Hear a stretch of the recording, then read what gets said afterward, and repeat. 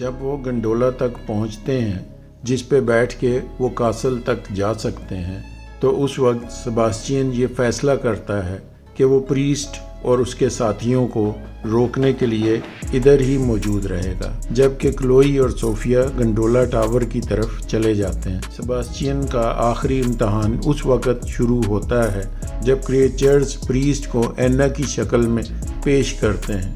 Sebastian creatures کے اس جال میں نہیں پھنستا اور پریسٹ کو قتل کر دیتا ہے۔ اس لڑائی میں سباسٹین بھی مارا جاتا ہے، پر مرتے ہوئے اسے اس بات کی خوشی ہے کہ اس کی زندگی دوسرے لوگوں کی زندگی بچانے میں کام آئی۔ گنڈولا ٹاور پہ کلوئی کو اپنے آنکھ کی پٹی اتارنی پڑتی ہے تاکہ وہ صوفیہ کو گائیڈ کر سکے ٹاور کی بری حالت کی سیڑھیوں پر سے۔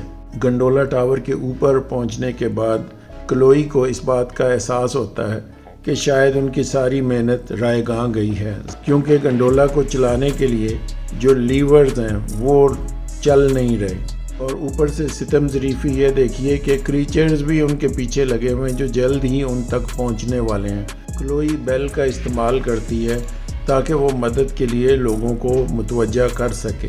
کاسل میں موجود کچھ لوگ بیل کو سن لیتے ہیں اور گنڈولا کو کاسل والی سائڈ سے ہی چلا دیتے ہیں تاکہ یہ دونوں کاسل کی طرف آ سکیں۔ یہاں پہ اس مووی کی ہیپی اینڈنگ ہو سکتی تھی، مگر کاسل جتنا سیف انہوں نے سوچا تھا اتنا سیف تھا نہیں۔ اوپر پہنچنے پہ کلوئی اور صوفیہ کو اس بات کا احساس ہوتا ہے کہ یہ قلعہ فوڈ اگانے کے لیے اور لوگوں کو محفوظ رکھنے کے لیے استعمال ہو رہا ہے۔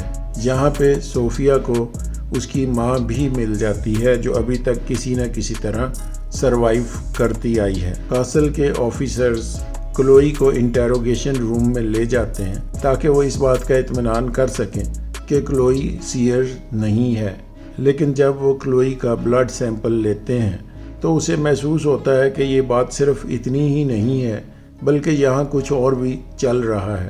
تو اسے پتہ چلتا ہے کہ کاسل میں ایکسپیریمنٹس چل رہے ہیں تاکہ وہ اس خوفناک بیماری کا علاج دریافت کر سکیں۔ ایک ڈاکٹر اس کو بتاتا ہے اس بیماری کا علاج کسی سیئر کے بلڈ میں چھپا ہوا ہو سکتا ہے۔ سیئرز کا ڈی این اے آلٹر ہو چکا ہے اس طریقے سے کہ وہ سوسائڈ نہیں کر رہے اور وہ اس ڈی این اے کی مدد سے ویکسین بنانے کی کوشش کر رہے ہیں۔ ہم سمجھ سکتے ہیں کہ ہیومینٹی کا تعلق ہوپس کے ساتھ ہمیشہ ہوتا ہی ہوتا ہے۔ انسان ہمیشہ فیوچر سے امیدیں وابستہ رکھتا ہے۔ سائنسی تجربات کے لیے انہوں نے ایک کریچر کو قید کر کے رکھا ہوا تھا۔ مووی ختم ہونے سے پہلے سائنسدان ایک اندھیری جگہ پہ چوہوں سے بھرا ہوا ایک کیج بھیجتے ہیں۔ یہ وہی اندھیری جگہ ہے جہاں پہ انہوں نے ایک کریچر کو بند کر کے رکھا ہوا ہے۔ دوسری طرف انہوں نے ایک سیئر کو بیڈ سے باندھ کے رکھا ہوا ہے اور اس کے بلڈ کا سیمپل لے رہے ہیں، اور وہ ان سے التجا کر رہا ہے کہ اس کو کریچر کو دیکھنے دیا جائے۔ اسی سین پہ یہ مووی ختم ہو جاتی ہے، اور یہاں پہ انہوں نے پاسبلٹی رکھی ہوئی ہے کہ شاید وہ اس کا کوئی سیکول یا آگے کوئی اور فالو اپ مووی بنا سکیں جس میں یہ کریچر آزاد ہو جائے اور آزاد ہو کے پھر سے لوگوں پہ حملہ کر دیں۔